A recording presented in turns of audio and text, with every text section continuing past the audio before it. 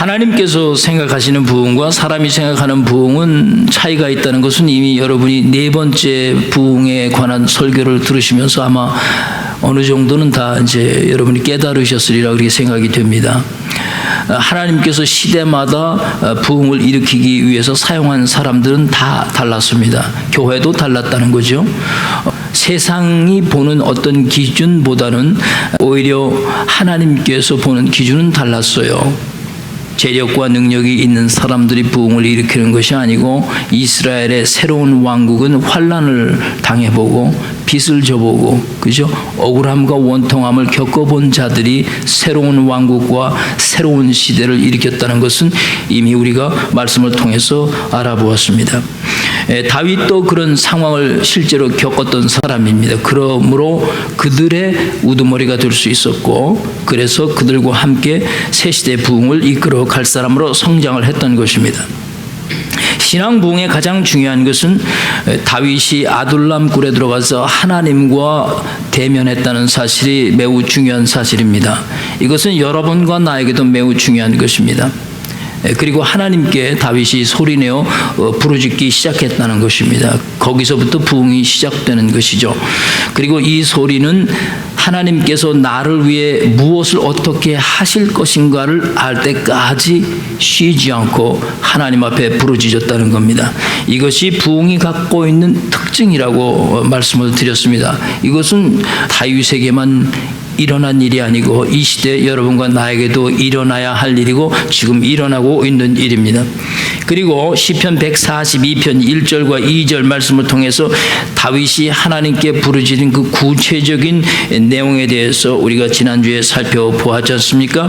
그것은 다윗 안에 있던 그 불안한 감정, 두 가지 불안한 감정이 있었어요. 원통함과 우환들이라고 그랬어요. 이 원통함은 상처를 의미하는 것이라고 그랬고 이 우환은 염려와 걱정이라고 그랬어요. 그래서 이 상처와 이 염려와 걱정들을 하나님 앞에 토로하고 진술해내는 다윗의 모습을 우리 지난 시간에 살펴보았습니다.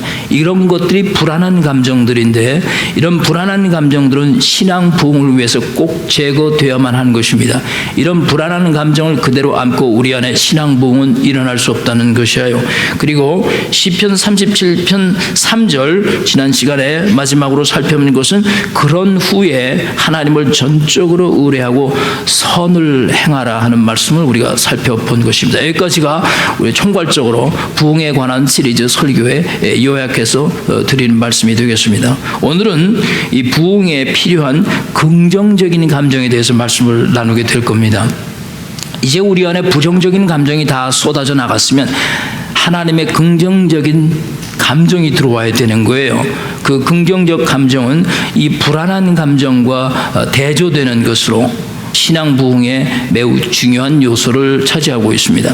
시편 37편 4절 말씀을 여러분 다 펴주시기 바랍니다. 오늘 읽었지만은 다시 한번 우리 4절 말씀을 함께 읽겠습니다. 또 여호와를 기뻐하라. 그가 내 마음의 소원을 내게 이루어 주시리라. 아주 간단한 말씀이죠. 이 간단한 말씀이지만 이 말씀이 담고 있는 힘과 능력과 의미는 광대합니다. 여기서 중요한 말씀은 제일 먼저 시작된 또라는 말씀이에요. 또, 그죠?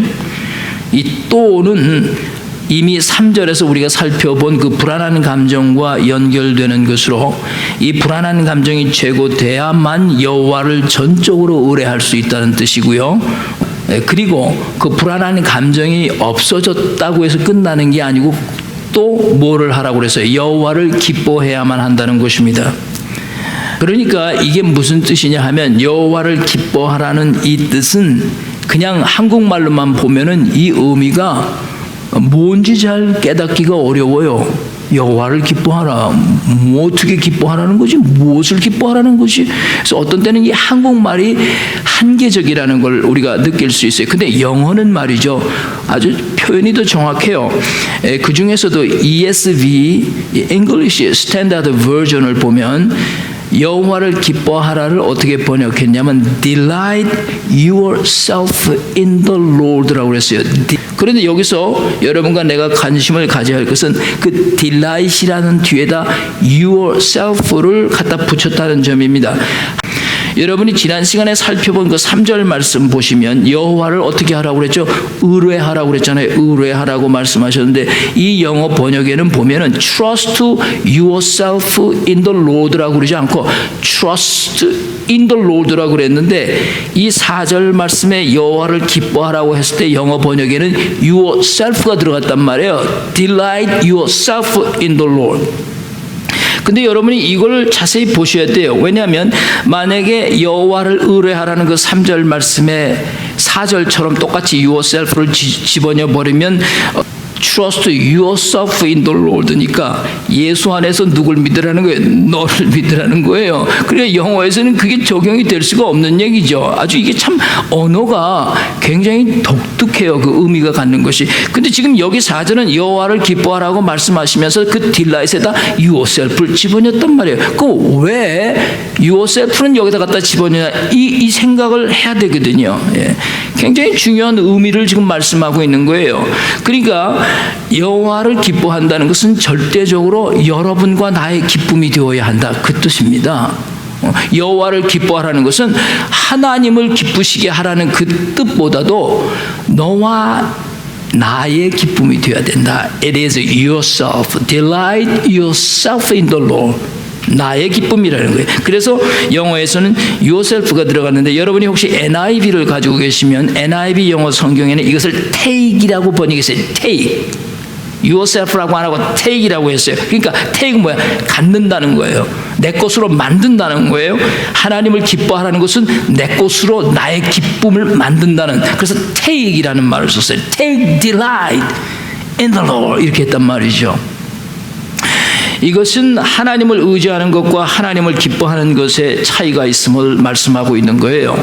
하나님을 전적으로 의지하려면 내 안에 있는 이 모든 불안한 감정들, 상처들, 그 다음에 염려를 throw away 해야 돼요. throw away. 그건 take 할 수 없죠. 그건 버려야 되는 것들이잖아요. 그렇지만 이 여호와를 기뻐하라는 것은 throw away 할 수 없는 게 어느 거예요? 테이크해서 내가 가져서 나의 기쁨이 되게 해야 한다 그 뜻을 말하는 게 그것이 여호와를 기뻐하라 그 뜻이에요. 그러니까 이 기쁨은 우리 안에서 나오는 기쁨이 아니고 바깥에서부터 테이크해서 가지고 들어온 기쁨이 되는 거예요. 전적으로 하나님께서 주시는 기쁨이란 얘기죠. 우리 믿는 자들이 스스로가 하나님을 의지함으로 그것이 나의 기쁨이 되어야 한다는 뜻입니다. 왜냐하면 하나님을 기뻐하는 것은 전적으로 여러분과 나의 자신에게 달려있기 때문에 그래요. 하나님은 여러분과 나를 위해서 대신 기뻐해 줄 수가 없습니다. 그런데 우리 믿는 자들이 왜 하나님을 믿으면서도 하나님 안에서 이렇게 기뻐할 수 없는 걸까요? 오늘 그거를 말씀드리려고 하는 거예요. 왜 예수를 믿으면서도 우리 안에 참 기쁨이 없는 걸까? 그 이유는 제 경험을 통해서 말씀을 드리면 우리 믿는 사람들이 하나님 아버지께서 무엇을 가장 기뻐하시고 계신지 잘 모르기 때문에 그런 겁니다. 그러니까 이거를 알면 그 안에서 기쁨을 누릴 수가 있다는 거예요. 네, 중요한 것입니다. 오늘 우리가 교독때 읽은 누가복음 15장을 여러분이 읽으셨어요? 누가복음 15장은 매우 중요한 비유 말씀 중에 하나입니다. 여기 보면은 하나님이 생각하시는 그 기쁨이 무엇인지에 대해서 세 가지 다른 비유를 통해서 말씀하신 내용이 기록되어 있어요. 잃어버린 양과 잃어버린 한 드라크마 그리고 잃어버린 아들을 다시 찾은 그 기쁨에 대해서 말씀하고 있는 거죠. 잃어버린 드라크마에 관한 비유만을 보면 한 여인이 몇 개의 드라크마를 가지고 있었다고 그랬어요. 10개를 가지고 있는데 그 중에 몇 개를 잃어버렸어요. 하나를 잃어버렸어요. 얼마나 그것이 소중했으면 잃어버린 드라크마 한 개를 찾기 위해서 등불을 켜고 집을 쓸고 부지런히 찾았다고 성경은 말씀하고 있어요. 그리고는 그 잃어버렸던 하나의 드라크마를 찾은 것이 너무 기뻐서 친구들과 이웃을 다 불러 모아가지고 무엇을 벌였다고 그랬죠? 잔치를 벌였다고 그랬어요. 근데 이 잔치 얘기는 세 가지 비유에서 모두 다 나옵니다. 다 잔치했어요. 그러면서 누가복음 15장 10절 말씀에 이런 결론을 내렸는데 내가 너희에게 이르노니 이와 같이 죄인 한 사람이 뭘 하면 회개하면 하나님의 사자들 앞에서 무엇이 됐다고 그랬어요? 기쁨이 되느니라 그랬어요. 자, 지금 성경이 하나님이 가장 기뻐하시는 것이 무엇인지를 정확하게 밝히고 있어요. 하나님께서 지금 무엇을 가장 기뻐하신다고 말씀하고 있어요? 잃어버린 영혼을 다시 찾는 것을 가장 기뻐하신다. 그래서 이게 하나님 아버지의 가장 큰 기쁨이다라는 거예요. 하나님의 기쁨에서 가장 중요한 것은 없었던 것이 새롭게 생겨서 찾아낸 것을 기뻐하시지 않았어요. 하나님은 모든 게 하나님의 것이었기 때문에 새로운 것이 없고, 오히려 하나님의 슬픔은 자기 것을 잃어버렸다가 다시 찾음으로 해서 기쁨을 얻는 거예요. 그러니까 성경이 말씀하는 하나님의 기쁨은 원래 다 하나님 것이었는데 잃어버렸다 그걸 다시 찾았기 때문에 기쁨이다. 세 번째 비유인 그 탕자의 비유에도 보시면 없었던 아들이 생겨서 기쁜 거 아니잖아요. 있던 두 아들 중에 하나를 잃어버렸다가 다시 찾은 것으로 인해서 그 아버지가 기뻐했던 겁니다. 여기에서 특이한 표현을 아버지가 했는데, 탕자의 비유에서는 잃어버렸다라는 표현도 썼지만 죽었다 살아난 아들이라고 그랬어요. 할렐루야.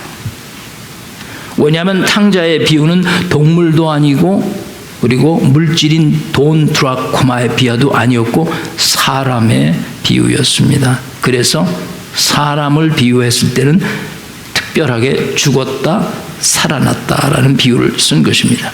그렇다면 하나님의 기쁨을 이 드라크마라는 물질, 즉 돈에 비유한 것은 상당히 또 다른 의미가 있다는 뜻이죠. 왜 돈으로 그러면 비유했을까?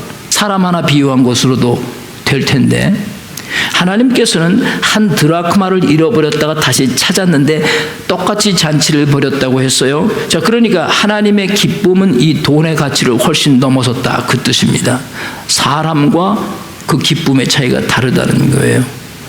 만약에 돈이 중요하다고 생각한 사람이라면 모든 사람들이 다 그렇게 생각하고 있죠. 드라크마 하나를 찾고 난 후에 그 한 드라크마보다도 더 많은 돈을 들여서 친구와 이웃을 초청해서 더 큰 잔치를, 더 많은 돈을 들여서 잔치를 벌일 사람이 누가 있겠어요? 생각을 해보세요. 한 드라크마 찾았는데 10드라크마를 쓸 사람이 어디 있어요? 사람은 그렇게 하지 않는다, 그 뜻입니다. 도대체 성경이 지금 여러분과 나에게 무엇을 말씀하고 있는지 우리 깊이 헤아려 보아야 합니다. 여러분과 내가 하나님을 의뢰하고 살아야 할 사람들이 정말 기뻐해야 할 것이 무엇이냐, 그걸 말씀하고 있는 거예요. 돈이 중요하다고 생각한 사람은 돈이 생기면 기쁘죠. 돈을 잃어버리면 좌절합니다. 어떤 사람들은 돈 때문에 목숨을 끊어버리기도 해요. 어떤 사람은 그 몇 푼 안 되는 돈 때문에 사람을 죽이기도 합니다. 건강을 중요시 여기는 사람은 건강하면 기쁩니다. 그러나 건강을 잃어버리면 곧 슬퍼지는 것입니다. 자식이 중요하다고 생각하는 사람은 자식을 위해 온갖 것을 다 투자합니다. 그런데 그 자식이 다 커서 부모의 공로를 잊어버리면 슬픔에 잠기고 낙심하게 되는 거예요.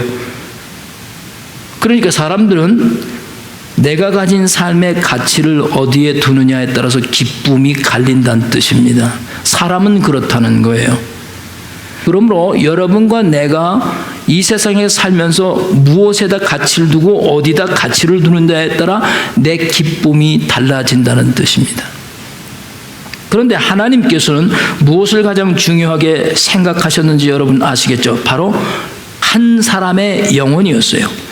이 천하 만물보다도 가장 중요하게 생각한 것이 바로 여러분과 나의 영혼이었다라는 거예요.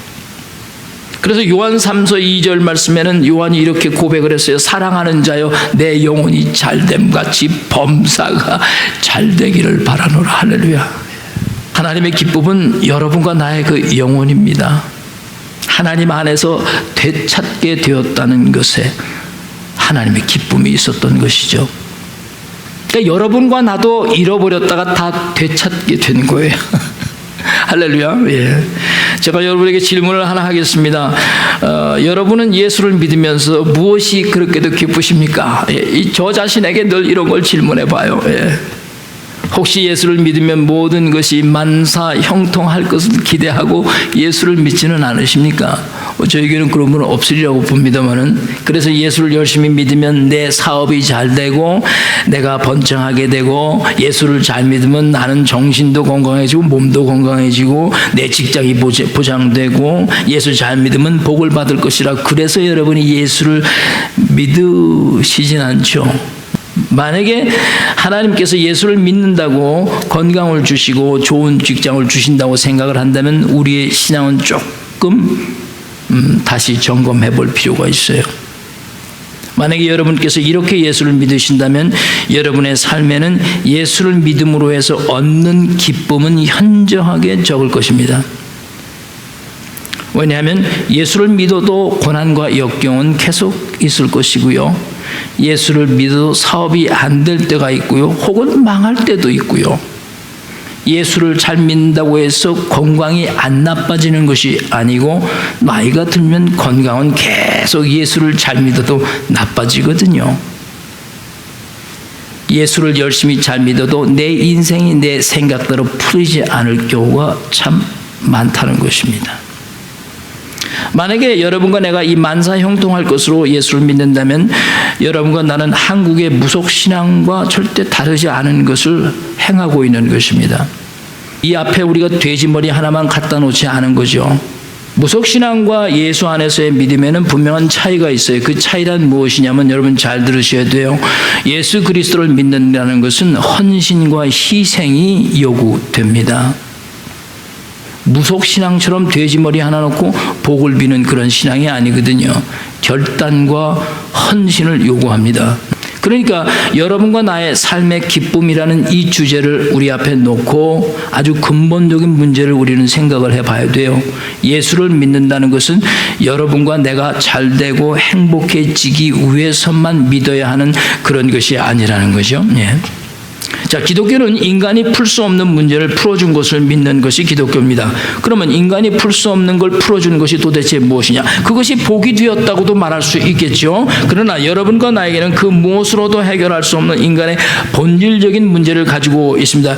그것을 해결해 주신 것이 예수 그리스도 안에 있는 믿음이라는 거예요. 이것이 무엇이냐? 바로 죽음의 문제입니다. 죽음의 문제. 기독교만이 죽음을 정복한 신앙입니다. 할렐루야.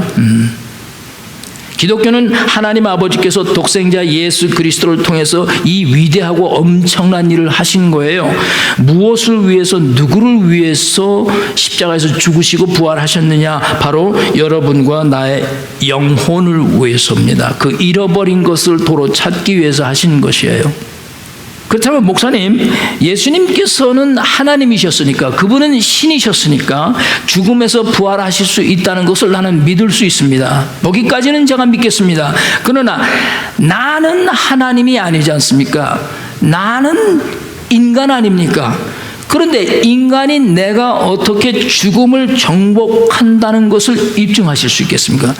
내가 어떻게 부활을 할 수 있다는 것을 말할 수 있습니까? 아주 날카로운 질문입니다.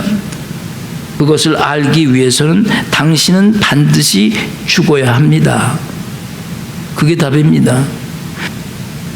예수 믿는 사람이 왜 예수 안 믿는 사람과 똑같이 죽어야 하는 이유가 무엇입니까? 질문들을 합니다. 예수를 믿은 사람이 죽음을 정복하고 부활한다는 것을 보여주기 위해서 예수 믿지 않는 사람과 같이 죽어야 하는 것입니다. 죽을 때는 같지만 그 다음은 다른 겁니다. 하나는 심판의 부활로 나오고 예수 안에 믿음을 가진 자는 생명의 부활로 나오는 것, 그것이 다른 겁니다. 그러므로 예수 그리스도를 믿는 그 믿음을 가진 자들은 죽음에 대해서 두려움과 또 떨림을 가질 것이 아니고 오히려 그것이 기쁨이 돼야 되는 것이에요. 여러분 이렇게 생각해 보신 적 있어요? 만약에 하나님께서 여러분과 나를 예수 믿은 후에 영생이라는 그 이유 하나만을 가지고 여러분을 죽지 않고 영원히 살려주신다면 한번 그렇게 생각해 봤어요? 정말 그렇게 되면 어떻게 될까? 여러분과 나는 결코 죽음을 정복하지 못한 것이 됩니다. 그건 기독교가 아닙니다, 여러분. 환상입니다. 공상과학소설에서나 나올 얘기예요. 절대 하나님은 그런 방법으로 일을 풀어가지 않으십니다. 하나님은 법도에 따라서 가시거든요. 자기가 정해놓은 법칙대로 가세요. 그러니까 기독교는 예수를 믿어도 영생을 가졌어도 반드시 죽어야 합니다. 여러분 창세기를 읽다 보면은 노아 홍수 심판 이전에는 사람들이 다 900년 정도 살았지 않습니까? 얼마나 긴 세월입니까? 사람의 생명이 단축된 것은 하나님의 심판이 있었다는 것을 증명하는 거예요. 과학이 증명하는 것이 아니고 말씀이 증명을 하는 거예요. 그런데 이제 한 번 더 마지막 심판이 남았잖아요. 근데 이 마지막 심판에는 단축될 생명이 없어요. 모든 것이 다 없어져요. 생명은 거기서 다 끝나게 돼 있어요. 잃어버렸다가 그리스도 예수 안에서 도로 찾은 자들만 남게 돼 있는 거예요. 마지막 심판 때는. 그 뒤에는 아무것도 없어요. 돌에 돌 하나도 올라가지 않고 다 멸망한다고 그랬어요. 그러니까 예수를 믿는다는 것이 얼마나 소중하고 복된 것입니까? 그러니 여러분과 나 모두가 주님처럼 죽음을 꼭 경험해야만 합니다. 죽음을 두려워하지 마십시오. 예수 믿고 영생을 얻었음에도 불구하고 여러분과 내가 죽어야 할 이유가 여기 있어요. 부활을 경험해야 하기 때문입니다. 그러니 죽음 자체를 결코 두려워할 필요가 없고 어떻게 살다 죽을 것이냐가 여러분이 고민해야 할 겁니다. 그러니 사람의 영혼이 예수 믿는 것을 부인해야 된다는 것은 이건 저주나 마찬가지예요. 아주 미련하고 우둔한 짓이라는 거예요. 사람으로 태어나서 가장 어리석은 것이 뭐냐? 예수를 안 믿고 죽는 겁니다. 그러므로 하나님의 기쁨은 이 잃어버린 영혼을 찾는 데 있는 겁니다.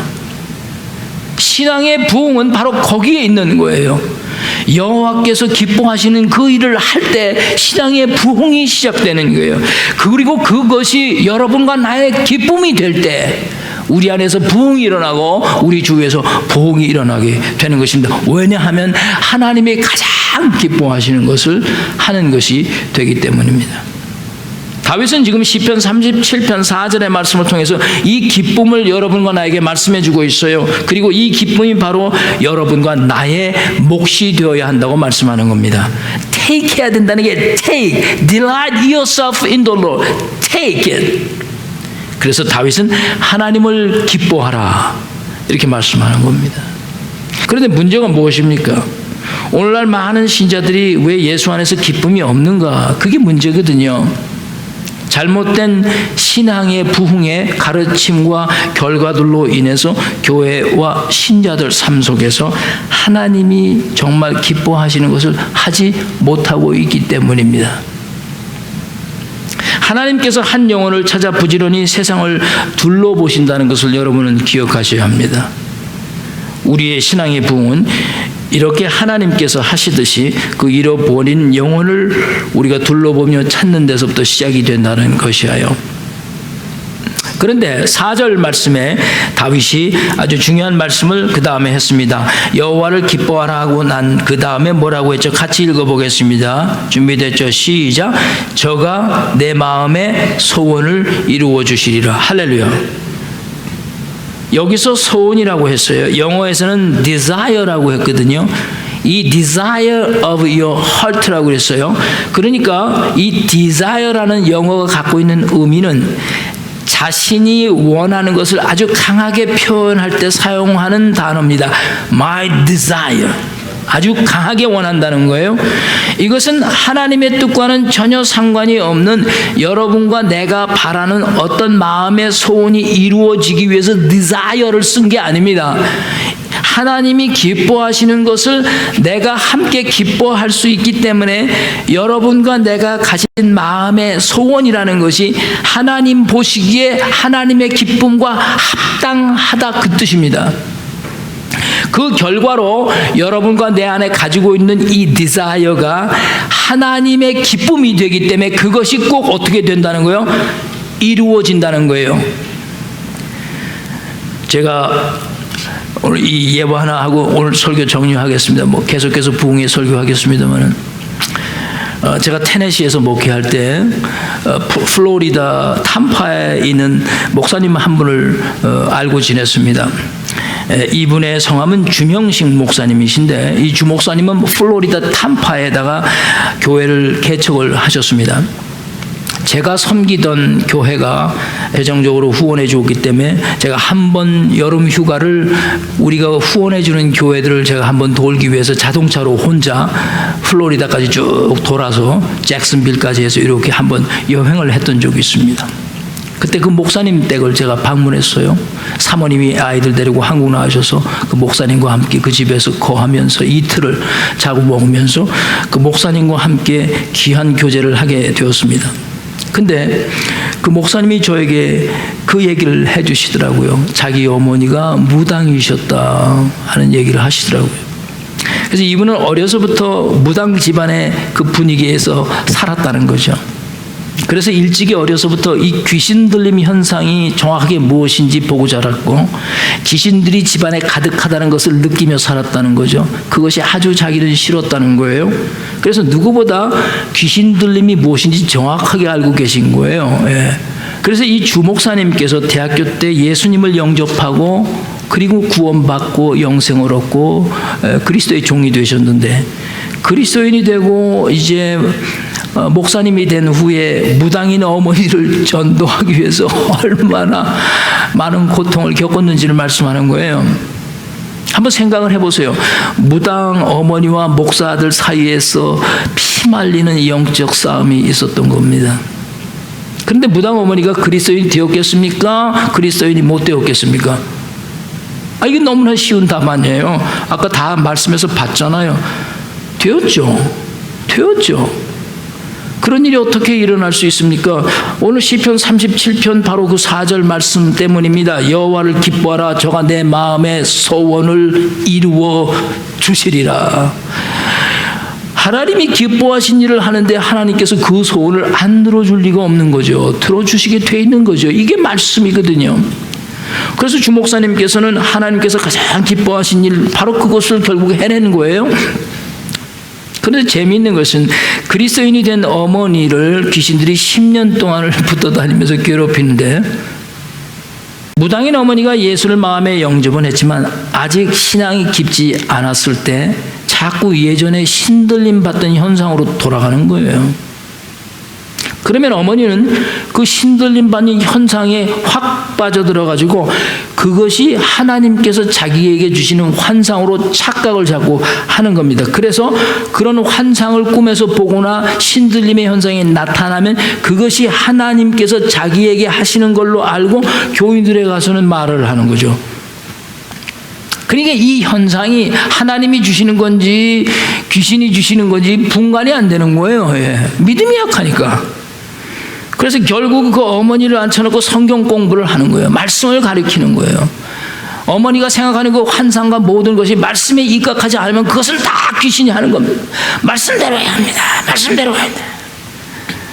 그래서 그 어머니가 그 환상과 신들림의 현상에 의지 않고 오직 말씀만 붙잡고 결국은 승리하시고 그 말씀만 붙잡고 신앙생활을 하시게 된 거죠.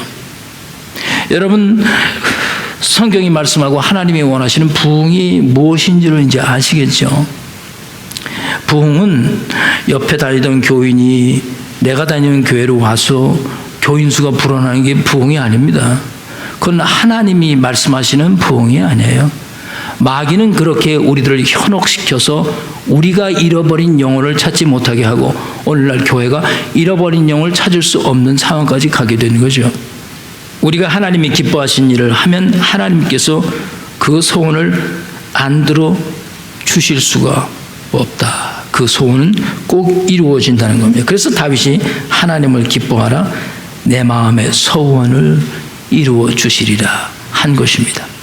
마지막으로 성경에 보면은 하나님께서 주시는 면류관 5가지가 신약 성경에는 거론되고 있어요. 근데 예수님께서 다시 강림하실 때에 성경은 분명하게 신자들에게 생명의 면류관, 영광의 면류관, 의의 면류관, 썩지 않을 면류관, 그 다음에 마지막으로 자랑과 기쁨의 면류관을 주신다고 했어요.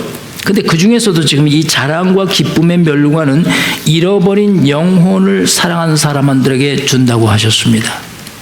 여러분 오늘 마지막으로 교독 때 읽으신 데살로니가전서 19절 20절 19-20 말씀에는 우리의 소망이나 기쁨이나 자랑의 면류관이 무엇이냐, 그의 강림하실 때 우리 주 예수 앞에 너희가 아니냐, 너희는 우리의 영광이요 기쁨이라. 할렐루야. 사도 바울은 데살로니가 교회 성도들에게 복음을 증거하고 그들의 영혼이 그리스도의 것이 된 후에 데살로니가 교회 성도들을 생각할 때마다 바울이 누리는 마음에 큰 기쁨이 있었어요.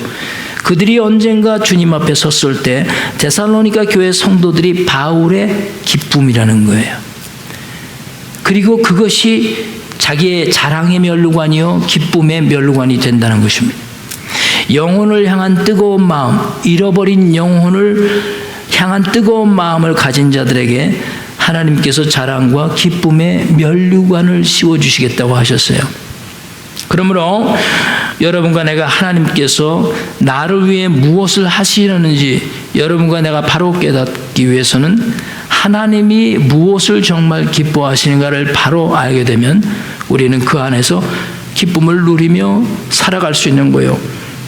죽음이 두려운 것이 아니고 바로 우리가 그 살 때까지 어떻게 하나님의 기쁨 안에서 살 수 있느냐가 보다도 중요한 것이 되는 것입니다. 여호와를 기뻐하시기를 축복합니다. 그 의미는 나도 여러분도 하나님이 기뻐하시는 기쁨을 가지는 것입니다. 이 믿음이 없는 세대에 새로운 신앙의 부흥을 위해서는 이렇게 잃어버린 영혼을 사랑하고 잃어버린 영혼을 향해서 주님의 마음으로 다가갈 때 하나님께서는 그런 곳에 함께 임하시고 그곳에서 하나님의 소원이 우리의 마음의 소원이 되어 이루어지는 축복이 있을 줄 믿습니다. 기도하시겠습니다.